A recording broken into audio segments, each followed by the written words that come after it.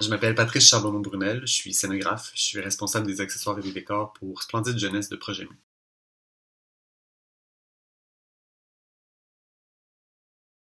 Un des premiers contrats que j'ai eu en sortant de l'école, c'était de faire des costumes pour un labyrinthe dans un champ de maïs à l'extérieur. Donc c'était très demandant comme contrat parce qu'il y avait beaucoup d'acteurs, il fallait s'adapter aux conditions climatiques. J'avais travaillé vraiment très fort et la dernière journée, là où on commençait à faire les présentations des costumes dans les espaces, parce qu'il y avait des petites stations avec des décors à travers le labyrinthe, on a décidé de se rendre sur place. Mais moi, j'avais pas dormi de la nuit. À 7 heures, le camion était venu chercher les costumes. J'étais encore debout en train de faire les dernières touch-ups. Donc, je me suis ramassé le matin en plein soleil, super chaud, fatigué, mal au cœur. Et puis là, il fallait que je parte de la roulotte avec un comédien, parce que c'est là où il se changeait, c'était les loges, et que je me rende à travers un labyrinthe pour retrouver le metteur en scène qui était au décor, pour qu'on puisse voir costumes et décors de chaque station. Mais j'avais pas de carte, moi, du labyrinthe. Puis même si le maïs était juste à 3 pieds de haut, c'était suffisant pour que je puisse pas voir où est-ce que je m'en allais, seulement voir le metteur en scène au milieu du champ qui m'attendait.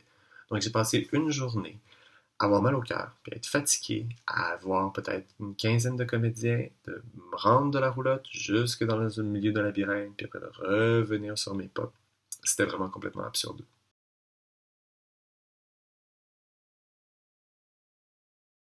La scénographie la plus marquante dans mon parcours de création est sans doute un show que j'avais vu au FTA en 2013, Conte d'amour de Marcus Horn. Je suis pas sûr de la prononciation du nom, mais c'est un dispositif qui utilisait de la vidéo live sur 2 paliers. Ça a fait émerger énormément de questions pour moi sur la présence de l'acteur, sur l'idée de réalité, de représentation. Ça continue à alimenter beaucoup mon travail, même aujourd'hui.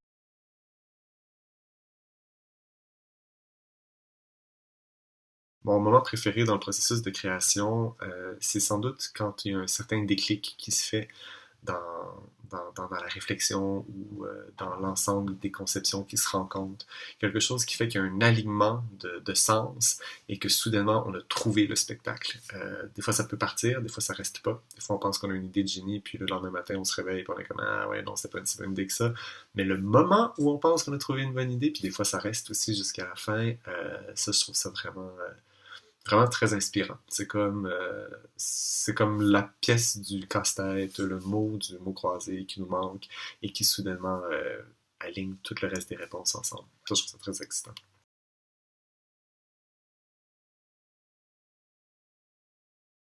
Une grande partie de mon travail est de trouver des images d'inspiration, donc que ce soit dans des expositions, dans des livres, la vie de tous les jours, sur Internet.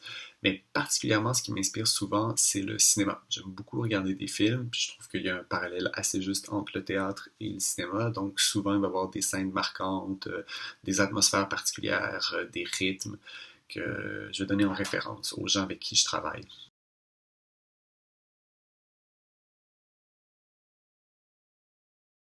Ben moi, je suis persuadé que oui.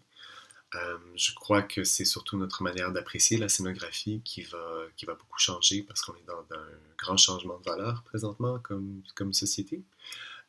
Et ça a évidemment un impact sur la création et sur le théâtre que cette société-là produit. C'est une conversation à laquelle j'essaie de participer le plus activement possible, même si ma pratique à moi n'est pas encore complètement verte, mais il y a beaucoup de solutions à travers le monde qui sont en train d'être explorées, d'être célébrées aussi et d'être partagées à travers les concepteurs, producteurs, enseignants, politiciens et spectateurs à travers le monde. Donc, ouais, moi je crois.